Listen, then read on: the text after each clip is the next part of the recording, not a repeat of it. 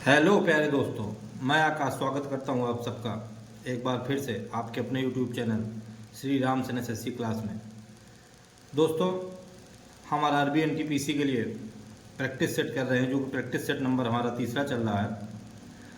और दोस्तों, हमें पता चला है, अभी सब लोगों ने देखा होगा इंटरनेट पर सरकारी रिजल्ट में नोटिस भी आ गया है एनटीपीसी की तरफ से कि आपकी परीक्षा जून के अंत तक या जुलाई के फर्स्ट वीक से आरंभ हो जाएगी। तो दोस्तों, हमें अपने समय को इधर उधर एक भी वेस्ट नहीं करना है, हमें सिर्फ पढ़ाई पर फोकस करना है। दोस्तों, मैथ का प्रैक्टिस सेट तीसरा चल रहा है। हमने शायद 20 नंबर तक या 19 नंबर तक फिनिश कर लिए हैं क्वेश्चन। 35 क्वेश्चन का या 36 क्वेश्चन का सेट लेके आता हूँ मैं। दोस्तों, मैं 2 सेट फिनिश कर चुका हूँ। अगर आपने पिछले वीडियो नहीं देखे हैं तो जाकर जरा पीछे यूट्यूब में देख लें, आपको कुछ आपके काम की चीज़ मिल ही सकती है उसमें।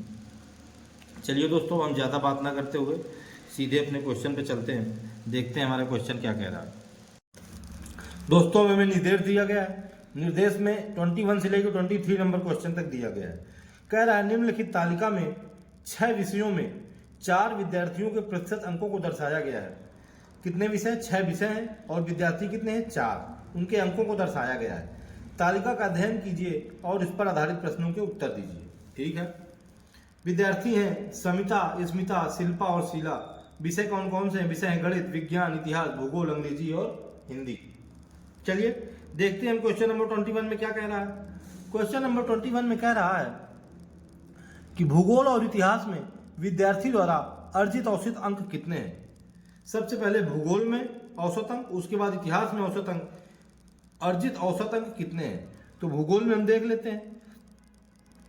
भूगोल में अर्जित औसत अंक कितने हैं? तो चलिए इसको ऐड कर लेते हैं, यहीं ऐड कर लेंगे तो क्या निकल के आ जाएगा? ये आ जाएगा 8, 8 5 13, 13 9 22, 22 की 2, कैरी आ जाएगा 2, यानी कि 6 2 8, 8 6 14, 14 6 20, 20 7 27, यानी कि आ जाएगा 272। तो भूगोल में अर्जित अंक कितने औसत, भूगोल में अंक औसत कितने आ जाएंगे? कुल योग 272 बटे संख्या कितनी है? 1 2 3 4, यानी कि 4। इसको काट देंगे तो ये आ जाएगा 4 छंग 24, यानी कि 3 बच जाएगा। 4 छंग 24, 3 4 8 32, 68। भूगोल में कितने? भूगोल में 68 अंक एवरेज है। और हमसे अब क्या पूछ रहा है? हमसे पूछ रहा है इतिहास में। इतिहास,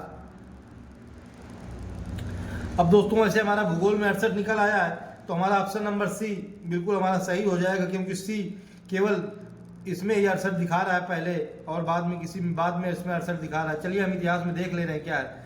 ऐड के ले रहे हैं कुल योग 5 5 10 10 5 15, कैरी आ जाएगा 1 6 1 7 7 7 14 14 7 21 21 6 27, यानी कि 275, यानी कि ये निकल के आ जाएगा 275 बटे 4, यानी कि इसको काटेंगे 4 छंग 24, 3 4 8 32, फिर 3 बच जाएगा, फिर 4 7 28, फिर 2 बच जाएगा, 4 5 20, 68.75, यानी कि भूगोल में अर्जित औसत अंक हो जाएंगे 68 और इतिहास में अर्जित औसत अंक हो जाएंगे 68.75, जो कि हमारे ऑप्शन नंबर सी में हमें गिवन है। यही हमारा ऑप्शन बिल्कुल करेक्ट हो जाएगा।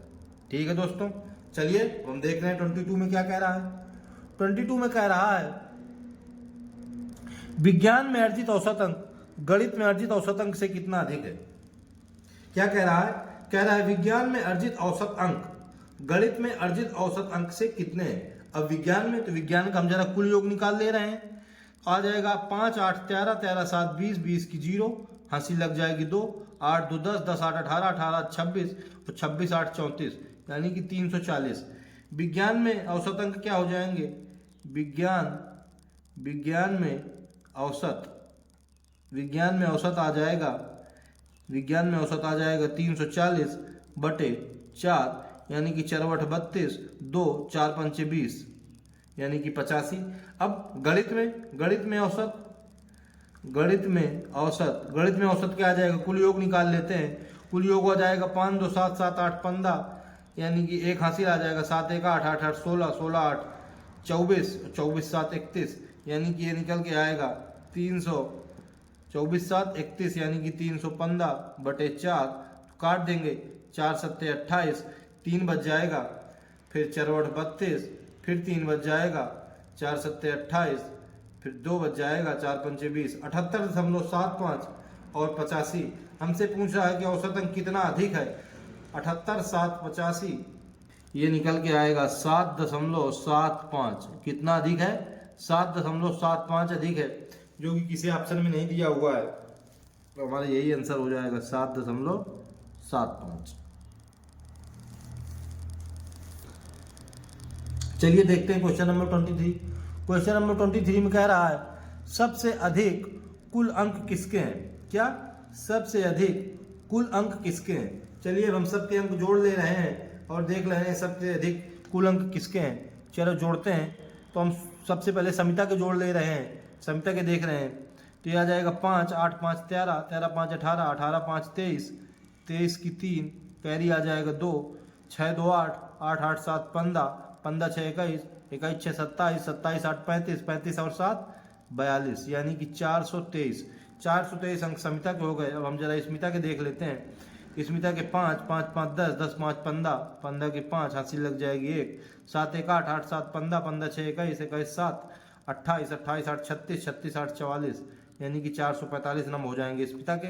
अब हम शिल्पिका की देख लेते हैं। शिल्पा के आ जाएंगे 1, 9, 1, 10, 10, 8, 18, 18, 2, 20 की 0, हासिल लग जाएगी 2, 7, 2, 9, 9, 7, 16, 16, 6, 22, 22, 7, 29, 29, 1, 30, 30, 7, 37, 37, 8, 45, यानी कि 450 नंबर हो जाएंगे शिल्पा के। अब हम देख ले रहे हैं शीला के कितने आ जाएंगे। 4, 4, 5, 9, 9, 5, 14, 14, 7, 21, 21, 8, 29, 29 की 9, हासिल लग जाएगी 2, 7, 2, 9, 9, 7, 16, 16, 7, 23, 23, 6, 29, 29, 1, 30, 7, 37, 37, 7, 44, यानी कि 449। यानी कि हमसे पूछ रहा था सबसे अधिक कुल अंक किसके हैं। क्या पूछ रहा है? सबसे अधिक कुल अंक किसके हैं। तो सबसे अधिक कुल अंक है हमारे दोस्तों शिल्पा के। सबसे अधिक कुल अंक आ जाएंगे जो कि 450 है। कितने? सबसे अधिक अंक आ जाएंगे शिल्पा के। ऑप्शन नंबर सी हमारा बिल्कुल सही हो जाएगा। ठीक है दोस्तों, चलिए अब हम देखते हैं नेक्स्ट क्वेश्चन। चलिए देखते क्या कह रहा है। कह रहा है एक्स, वाई और जेड एक कार्य को पूरा करने में 18 दिनों को समय लेते हैं। 3 लोगों को दिया गया है कि एक्स, वाई और जेड, मान लो 3 लोग हैं, एक काम को पूरा करने में कितने दिन लेते हैं? 18 दिन लेते हैं। चलिए X plus Y plus Z कितने ले रहे हैं? 18 दिन ले रहे हैं। ठीक है, आगे कह रहा है यदि एक्स अकेला कार्य करता है तो वह 36 दिनों में कार्य पूरा कर लेता है। यक्स कितने में कर रहा है? यक्स कर रहा है अकेला भैया 36 दिन में। ठीक है, तीनों ले रहे थे 18 दिन, यक्स ले रहे हैं 36 दिन। और कह रहा है यदि वाई अकेले कार्य करता है तो वह 60 दिनों में कार्य पूरा कर लेता है। ठीक है, वाई कितने में कर रहा है? वाई कर रहा है 60 दिन में। अब हमसे पूछ रहा है कि जेड अकेले कार्य को पूरा करने में कितना समय लेगा। 3 लोगों को दिया हुआ है कि कितने दिन में पूरा कर रहे हैं, फिर उसके बाद एक का अकेला दिया है, दूसरे का अकेला दिया है, और हमसे पूछ रहा है कि बताइए तीसरा उस कार्य को अकेले कितने दिन में करेगा। तो जब भी ये टाइम और वर्क के क्वेश्चन दिए जाते हैं तो इसमें सिर्फ और कुछ नहीं करना होता है, आपको बस एलसीएम लेना है। एलसीएम लेके तीनों लोगों की कार्य क्षमता निकाल लेना है कि एक दिन में वो लोग कितनी कितनी कार्य क्षमता से काम कर रहे हैं, कि एक दिन में कितना काम कर लेते हैं। 2 इकाई काम कर लेते हैं कि 4 इकाई काम कर लेते हैं कि 6 इकाई काम कर लेते हैं। चलिए तो हम देखते हैं, इनका एलसीएम निकाल लेते हैं तुरंत। 18, 36, 60, 18 का फैक्टर लिख दीजिए। 18 का होता है 6 तिरका 18, 6 गुणे 3 यानी कि 9 तिरका 9 दूनी 18। 36 का लिख दीजिए 6 गुणे 6। ठीक है, यानी कि इसका भी हो जाएगा 9 × 4। कितना हो जाएगा? 9 × 4। ऊपर वाले को हो जाएगा 9 × 2। अब आ गया 60, 60 का लिख देते हैं 10 गुणे 6, यानी कि इसमें 2 गुणे 3 गुणे 5, इसमें 5 भी आ गया। चलिए अब हम देख लेते हैं इसका एलसीएम क्या हो जाएगा। इसका एलसीएम 9, उसके बाद 4 गुणे 5, यानी कि इसका एलसीएम आ गया 5 चौको 20, 9, 9 दूनी 18, 180। दोस्तों कितना एलसीएम निकल के आ गया? एलसीएम निकल के आ गया 180 दिन। अब हमसे कह रहा था कि एक्स, वाई, जेड तीनों 18 दिन में काम करते हैं, यानी कि 18 दहम 180, तीनों लोगों की एफिशिएंसी यानी कि कार्य क्षमता कितनी आ गई? 10। ठीक है, अब कह रहा था कि यक्स 36 दिन में काम करता है। जब 36 को 180 डिवाइड कर दीजिए तो 5, यानी कि यक्स एक दिन में 5 यूनिट काम कर लेते थे। वाई 60 दिन में काम करते थे अकेले, 60 को 180 थे, यानी कि 60 तिरका 180, वाई 3 यूनिट से काम करते थे। ठीक है, और तीनों लोग कितने 10 यूनिट से काम करते थे। यक्स अकेले 5 यूनिट से काम करता है, वाई अकेले 3 यूनिट से काम करता है, यानी कि 5 3 8। तो जेड का कितना बचा, जेड का बच गया 8 2 10, यानी कि जेड की कितनी एफिशिएंसी निकल के आ गई, जेड इज इक्वल टू 2 कार्य क्षमता। कितने, 2 की यूनिट से काम कर रहे थे, ठीक है। और हमें टोटल कितना काम है, टोटल है 180 यूनिट। तो 2 से एक दिन में 2 कर रहे हैं, टोटल 180 यूनिट है। तो कितना निकल के आ जाएगा, 90 दिन। कितना निकल के आ गया, जेड 90 दिन में काम को फिनिश कर देंगे, ठीक है। कैसे निकल के आ गया, जेड बराबर 180, टोटल काम, यूनिट है उनकी 2, यानी कि 90 दिन। कौन सा ऑप्शन, ऑप्शन नंबर बी हमारा बिल्कुल करेक्ट हो जाएगा। चलिए देखते हैं नेक्स्ट क्वेश्चन। आप लोग जरा इसको पीछे फिर से देखें।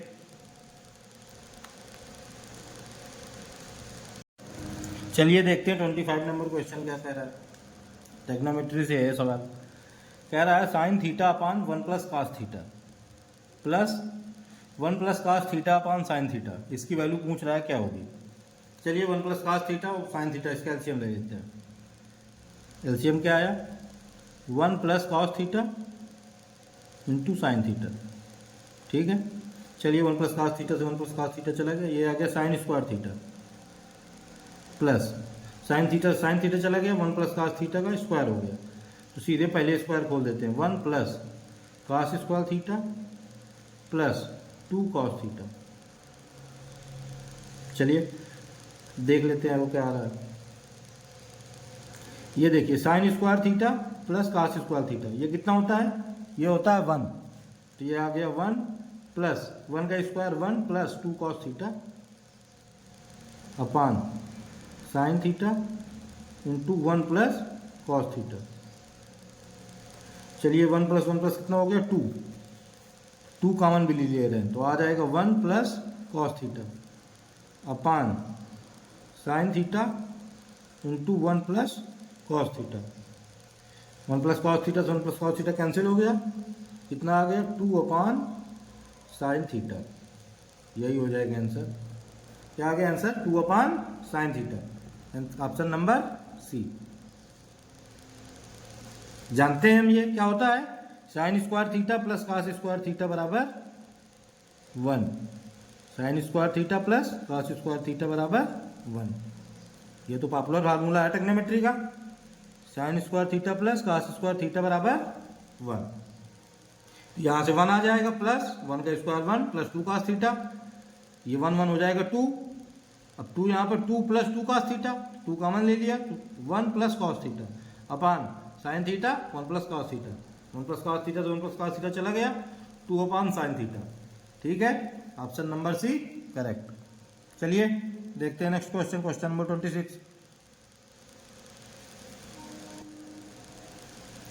क्या कह रहा है, कह रहा है 2 अंकों की संख्या के अंकों का योग 9 है, ठीक है। 2 अंकों की संख्या है, 2 अंकों की संख्या 18 के अंकों का योग कितना, 1 और 8 का 9। जब संख्या में 27 को जोड़ा जाता है तो अंक आपस में बदल जाते हैं।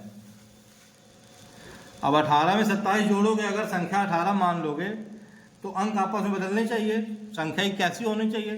तो 18 में 27 जोड़ने से 81 तो हो नहीं रहा।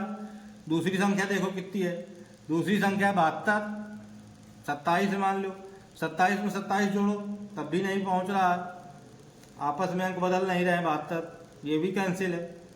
तीसरी कौन सी है, 45, 45 में 27 जोड़ो 54, ना 36, 36 में 27 जोड़ो 36 10 46 10 56 7 63, संख्या उलट गई 63।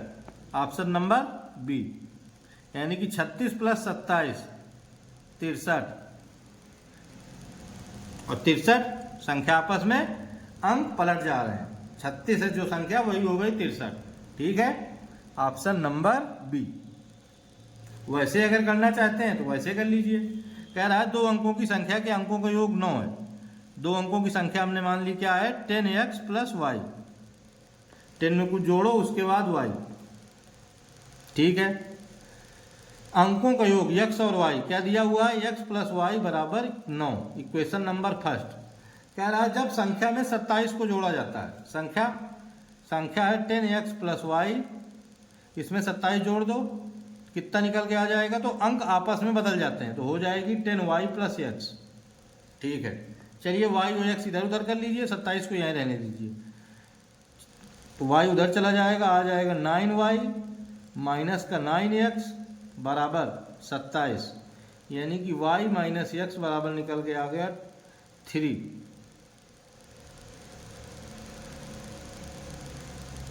नाइन कॉमन ले लेंगे, उधर हो जाएगा डिवाइड 27 से, तो 9 3 का 27। Equation number second, equation first और सेकेंड को सॉल्व करेंगे तो यक्स यक्स चला जाएगा, तो आ जाएगा क्या निकल के आ गया 2y बराबर 12। इक्वेशन फर्स्ट और सेकेंड को जब सॉल्व किया यक्स यक्स चले गया, y बराबर 12 यानी कि 2y बराबर 12, तो y बराबर 6। y को इक्वेशन फर्स्ट में पुट कर दो, x बराबर 3, 9 में 6 चला गया तो 3। संख्या क्या निकल के आ गई 10 गुणे 3 प्लस 6 बराबर 36। 10x प्लस वाई थी ना, x की वैल्यू 3, 10 गुणे 30, 10 गुणे 3 बराबर 30 प्लस y की वैल्यू 6 36। इक्वेशन नंबर मतलब ऑप्शन नंबर बी। ठीक है 36, यही पहले भी निकला था, पहले वाला ऑप्शन देखना है, पहले वाला मेथड था। ऐसे क्वेश्चन जब एग्जाम में आए तो सीधे ऑप्शन से करना है। ठीक है, तो दोस्तों आज के वीडियो में बस इतना ही। अब हम कल फिर मिलेंगे, कल अगले वीडियो में देखेंगे आगे क्वेश्चन। तो आज आपको मैंने जितने क्वेश्चन बताए उसको आप ढंग से देखें और करें और अपनी तैयारी को और बेहतर बनाएं। दोस्तों अगर आपको मेरा वीडियो अच्छा लगा हो, आपको मेरे क्वेश्चन अच्छे लगे हो, तो कृपया मेरे चैनल को सब्सक्राइब करें और बेल आइकन को जरूर प्रेस कर लें, जिससे कि आपको टाइम टू टाइम नोटिफिकेशन मिलता रहे। ठीक है दोस्तों, आज के लिए दोस्तों इतना ही। और दोस्तों जो नीचे लिखा है उसको आप पढ़ ही लीजिए। आपका प्रेम आपकी पीड़ा से गुड़तर होना चाहिए, बड़ा मतलब अधिक महत्व का। ठीक है दोस्तों, चलिए आज यही तक। जय श्री राम।